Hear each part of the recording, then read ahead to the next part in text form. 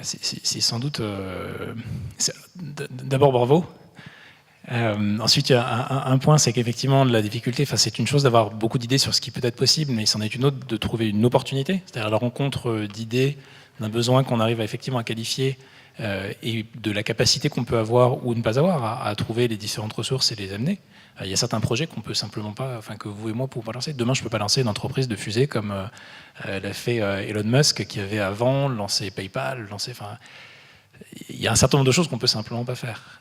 Mais il y en a d'autres qu'on peut, avec son expérience, avec ses connaissances, raisonnablement commencer à résoudre. Et donc, une des pistes potentielles, c'est de se dire, si je devais résoudre ça tout seul, par où je commencerais?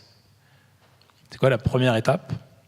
Est-ce que c'est d'abord tester le marché? Est-ce que je dois être expérimental? Est-ce que je dois faire une version sur papier du site que j'ai à l'esprit et puis essayer de le tester auprès d'usagers? Est-ce que je dois simuler à la main une solution que j'apporterai à une entreprise? Vous parlez de big data. Et tester, est-ce que oui ou non j'arrive à trouver quelqu'un qui me fait confiance pour la mettre en place dans son organisation?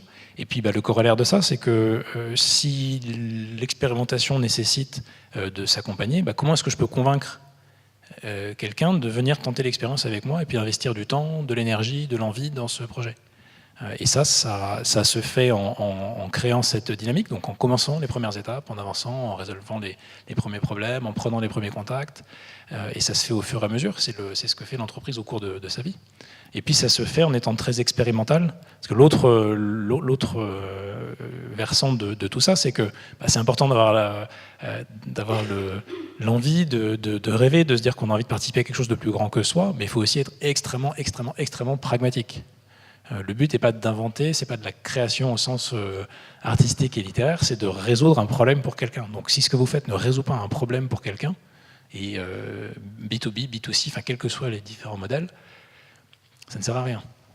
Et donc le premier élément, c'est de trouver des personnes qui ont le problème, le qualifier, de manière extrêmement expérimentale, encore une fois, se convaincre et convaincre les autres que non seulement il y a un vrai problème, mais qu'on a bien identifié qu'on peut y apporter une solution.